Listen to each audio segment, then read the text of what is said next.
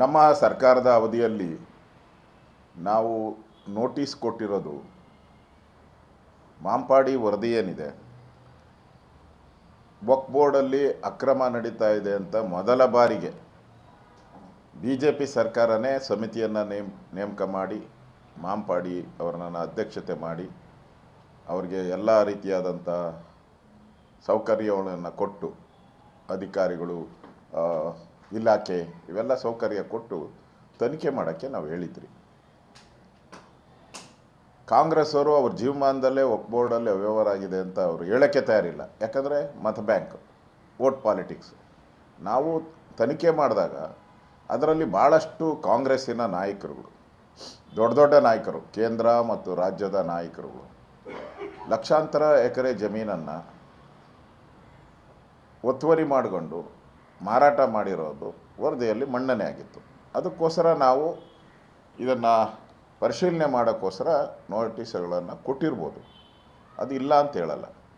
ತಪ್ಪು ಕೊಟ್ಟಿದ್ರೆ ನೋಟಿಸು ಅಧಿಕಾರಿನ ಜೈಲಿಗೆ ಹಾಕಿ, ನಿಮ್ಮ ಅವಧಿಯಲ್ಲಿ ಕೊಟ್ಟಿರಲಿ, ನಮ್ಮ ಅವಧಿಯಲ್ಲಿ ಕೊಟ್ಟಿರಲಿ, JDS ಅವಧಿಯಲ್ಲಿ ಕೊಟ್ಟಿರಲಿ, ಅದು ಪ್ರಶ್ನೆ ಅಲ್ಲ. ಇವತ್ತು ಪ್ರಶ್ನೆ ಇರ್ತಕ್ಕಂಥದ್ದು ರೈತರನ್ನು ಒಕ್ಕಲೆಬ್ಬಿಸುವಂಥದ್ದು, ಇದು ಇವತ್ತಿನ ಪ್ರಶ್ನೆ. ಆ ದೃಷ್ಟಿಯಿಂದ ಈಗ ನಾವು ಕೊಟ್ಟಿದ್ದರೆ ನಾವು ಅಧಿಕಾರಿನ ರಕ್ಷಣೆ ಮಾಡಬೇಕು. ಯಾಕಂದರೆ ನಮ್ಮ ಅವಧಿಯಲ್ಲಿ ನಾವು ಕೊಟ್ಟಿರ್ತೀರಿ, ಅಧಿಕಾರಿನ ನಾವು ರಕ್ಷಣೆ ಮಾಡಿ, ಆ ಪ್ರಶ್ನೆನೇ ಇಲ್ಲ. ಆ ಅಧಿಕಾರಿನೂ ಜೈಲಿಗೆ ಹಾಕಿ, ನಾವೇನು ಸಮಸ್ಯೆ ಇಲ್ಲ.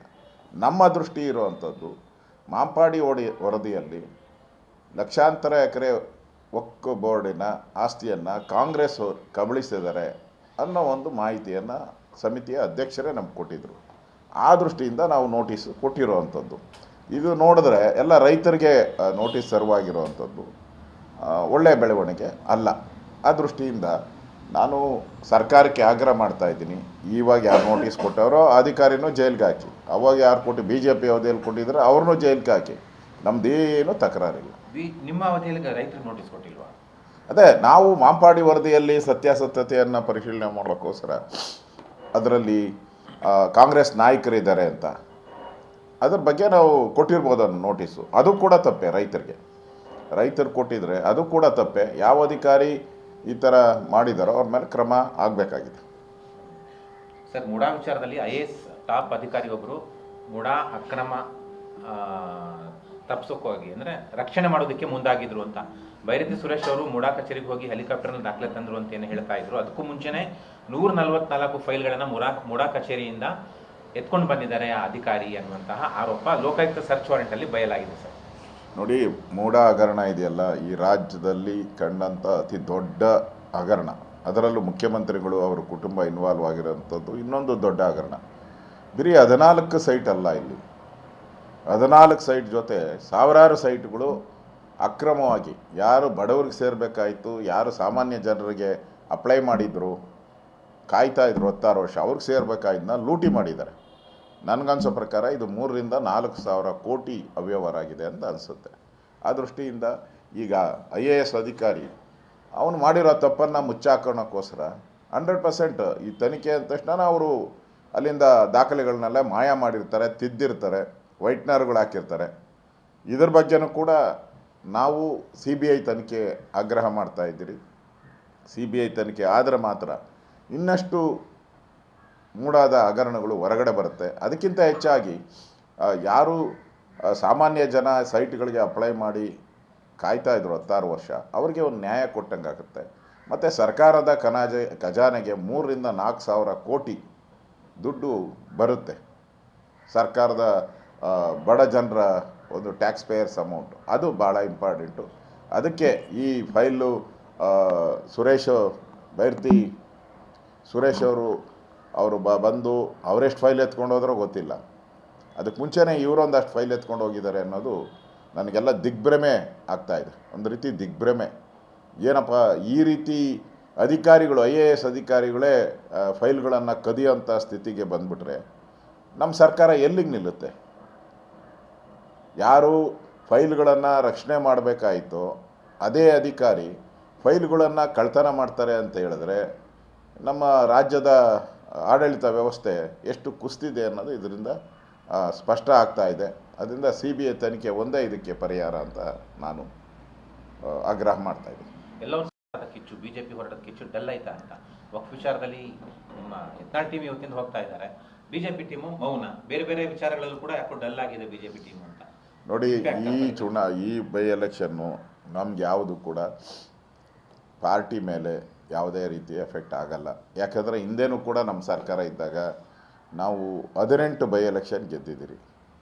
ಅದಾದಮೇಲೆ ಜನರಲ್ ಎಲೆಕ್ಷನಲ್ಲಿ ನಾವು ಸೋತಿದ್ದೀರಿ. ಇವರು 3 ಬೈ ಎಲೆಕ್ಷನ್ ಗೆದ್ದಿರೋದು. ಇದಕ್ಕೆ ಏನೋ ಕ್ಲೀನ್ ಚಿಟ್ ಅಂತೆ, ಏನು ಬೂಡ ಕ್ಲೀನ್ ಚಿಟ್ ಕೊಟ್ಬಿಟ್ಟವ್ರೆ. ವಾಲ್ಮೀಕಿ ಹಗರಣಕ್ಕೆ ಕ್ಲೀನ್ ಚಿಟ್ ಅಂದರೆ ಭ್ರಷ್ಟಾಚಾರ ಮಾಡಿ ಬೈ ಎಲೆಕ್ಷನ್ ಆಗ್ಬಿಟ್ಟು ಗೆದ್ದುಬಿಟ್ರೆ ಕ್ಲೀನ್ ಚಿಟ್ ಅಂತಾನೆ ಅರ್ಥ. ಇದು ಕಾನೂನಾ, ಸಂವಿಧಾನನ ಇದು?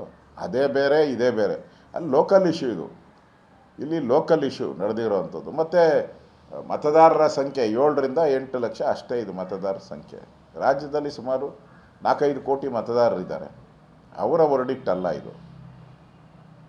ಇದು ಅಷ್ಟಕ್ಕೆ ಸೀಮಿತ. ಅಲ್ಲಿ ಸ್ಥಳೀಯ ಅಭ್ಯರ್ಥಿ, ಅಲ್ಲಿನ ವಾತಾವರಣ, ಆಡಳಿತ ಮಾಡುವಂಥ ಪಕ್ಷ, ಅಲ್ಲಿನ ಕಾಂಟ್ರಾಕ್ಟ್ರುಗಳು, ಅಲ್ಲಿ ಅಧಿಕಾರಿಗಳು, ಇವರೆಲ್ಲರೂ ಇದಕ್ಕೆ ಭಾಗಿದಾರರಾಗಿರ್ತಾರೆ. ಆದ್ದರಿಂದ ನಮ್ಮ ಹೋರಾಟ ನಿಲ್ಲಲ್ಲ. ನಿನ್ನೆನೂ ಕೂಡ ನಾನು ಮಂಡ್ಯ ಪ್ರವಾಸ ಮಾಡಿದ್ದೀನಿ. ಮಂಡ್ಯದಲ್ಲಿ ಪಾರ್ಟಿಯ ಸಂಘಟನೆಗೋಸ್ಕರ ಹೋಗಿದ್ದೀನಿ.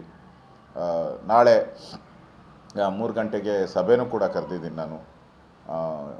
ವಿಧಾನಸಭಾ ಅಧಿವೇಶನದ ಬಗ್ಗೆ ಏನು ಚರ್ಚೆ ಮಾಡಬೇಕು ಅನ್ನೋದಕ್ಕೆ ಪ್ರಮುಖರ ಸಭೆಯನ್ನು ಕೂಡ 3 ಗಂಟೆಗೆ ಕರೆದಿದ್ದೀನಿ. ಅದೇ ರೀತಿ JDS ನಾಯಕರಾದಂಥ ಕುಮಾರಣ್ಣವ್ರ ಜೊತೆ ಮಾತಾಡಿದ್ದೀನಿ. ಅವರು ಶನಿವಾರ ಬರ್ತಾರೆ. ಶನಿವಾರ JDS, BJP ಮತ್ತು JDSನ ಸಭೆಯನ್ನು ನಾವು ಮಾಡ್ತೀವಿ. ವಿಧಾನಸಭಾ ಅಧಿವೇಶನದಲ್ಲಿ ಯಾವ ರೀತಿ ಈ ಕಾಂಗ್ರೆಸ್ಸಿನ ಭ್ರಷ್ಟಾಚಾರದ ಹಗರಣಗಳನ್ನು ತೆಗಿಬೇಕು ಅನ್ನೋದ್ರ ಬಗ್ಗೆ ಅಲ್ಲೂ ಕೂಡ ನಾವು ಚರ್ಚೆ ಮಾಡ್ತೀವಿ. ಈ ಒಂದು ಫಲಿತಾಂಶದಿಂದ ಏನು BJP ಕುಗ್ಗೋದು ಇಲ್ಲ, ಹಿಗ್ಗೋದು ಇಲ್ಲ. ನಾವು ಹೋರಾಟವನ್ನು ಮುಂದುವರಿಸ್ತೀರಿ. ಈ ಚುನಾವಣೆ ಏನು ನಮ್ಮ ಮೇಲೆ ಏನು ಆ ಥರದ್ದೇನು ಪ್ರಭಾವ ಬೀರಲ್ಲ. ಇದಕ್ಕೆ ಸೋಲೋದಕ್ಕೆ ಅದರದ್ದೇ ಆದಂಥ ಕಾರಣಗಳಿದೆ, ಲೋಕಲ್ ಕಾರಣಗಳು. ಅದನ್ನು ಸರಿಪಡಿಸ್ಕೊಂಡು ನಾವು ಹೋಗ್ತೀವಿ. ನಿಖಿಲ್ ಕುಮಾರಸ್ವಾಮಿ ಮಾತಾಡಿದ್ದಾರೆ ಸರ್, ಅಲ್ಪಸಂಖ್ಯಾತ ಸಮುದಾಯ ಮತ ಹಾಕದೇ ಇರೋದೇ ಕಾರಣ. ಅಲ್ಲ, ಅವರು ಸತ್ಯವನ್ನೇ ಹೇಳಿದ್ದಾರೆ. ಅಲ್ಲಿ ಮಾತಾಡಬೇಕಾದ್ರೆ ಅಲ್ಲೆಲ್ಲ ಹೇಳ್ತಾಯಿದ್ರು, ನಾವು ಅಲ್ಪಸಂಖ್ಯಾತರು, ನಾವು ಯಾವುದೇ ಪಕ್ಷಕ್ಕೆ ಸೀಮಿತ ಇಲ್ಲ ಅಂಥೇಳಿ. ಈಗ ರಿಸಲ್ಟ್ ಬಂದ ಮೇಲೆ ಗೊತ್ತಾಗಿದೆ. ಬೂತ್ ವೈಸ್ ಗೊತ್ತಾಗ್ಬಿಡುತ್ತಲ್ಲ ಆ ಸಮುದಾಯ ಎಲ್ಲೆಲ್ಲಿ ಜಾಸ್ತಿ ಇದ್ದಾರೋ ಆ ಬೂತ್ಗಳಲ್ಲಿ ಬಂದಿರೋದು 5, 10, 1, 2 ಓಟ್ಗಳು.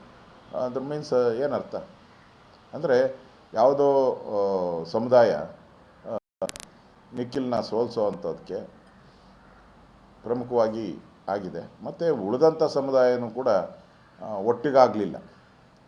ಒಟ್ಟಿಗಾಗಬೇಕಾಗಿತ್ತು. ಈಗ ಮಹಾರಾಷ್ಟ್ರದಲ್ಲಿ ಯಾವ ರೀತಿ ಒಟ್ಟಿಗಾಯಿತು ಆ ಥರ ಒಟ್ಟಿಗಾಗಬೇಕಾಯಿತು. ಉಳಿದಂಥ ಸಮುದಾಯಗಳು ಯೋಚನೆ ಮಾಡಬೇಕು. ಒಂದು ಸರಿ ಅವರು ಶಾಂತತೆಯಿಂದ ಯೋಚನೆ ಮಾಡಬೇಕು. ಈ ಥರ ಒಂದು ಸಮುದಾಯ ಒಂದು ಪರವಾಗಿ ನಿಂತಾಗ ಉಳಿದ ಸಮುದಾಯದನ್ನು ಕೂಡ ನಿಲ್ಲಬೇಕು. ಆ ಪರಿಟಾಟ ಮಾಡಿದ್ರೇ ಇದೊಂದು ಡೆಮಾಕ್ರಸಿಯಲ್ಲಿ ಎಲ್ಲರೂ ಬುದ್ಧಿಯನ್ನು ಕಲಿತಾರೆ. ಇಲ್ಲ ಅಂದರೆ ಇದೇ ಥರ ಚನ್ನಪಟ್ಟಣ ಫಲಿತಾಂಶ ಮೂಲಕ ಒಕ್ಕಲಿಗ ನಾಯಕತ್ವವನ್ನು ಯೋಗೇಶ್ವರ್ ಹೇಳಿಕೆ ಅವೆಲ್ಲ ಸುಳ್ಳು. ಇಲ್ಲಿ ಹಣಬಲ, ಅಧಿಕಾರ ಬಲ ಮತ್ತು ಕ್ಯಾಂಡಿಡೇಟ್ ಇಲ್ದಿರ ನಮ್ಮ ಪಾರ್ಟಿಯಿಂದ ಕ್ಯಾಂಡಿಡೇಟ್ ತಗೊಂಡು, BJPಯಿಂದ ಕ್ಯಾಂಡಿಡೇಟ್ ತಗೊಂಡು ಒಕ್ಕಲಿಗ ನಾಯಕತ್ವ ಬಂದಿದೆ ಅಂದರೆ ಏನರ್ಥ? ನಿಮಗೆ ಒಕ್ಕಲಿಗ ನಾಯಕತ್ವ ಇದ್ದರೆ ಪಾರ್ಲಿಮೆಂಟ್ ಎಲೆಕ್ಷನಲ್ಲಿ ಯಾಕೆ ಸೋತ್ರಿ ನೀವು? ನಿಮ್ಮ ತಮ್ಮನ ಕೆಲಸ ಕಾಣಕ್ಕಾಗಿಲ್ಲ ನೀವು.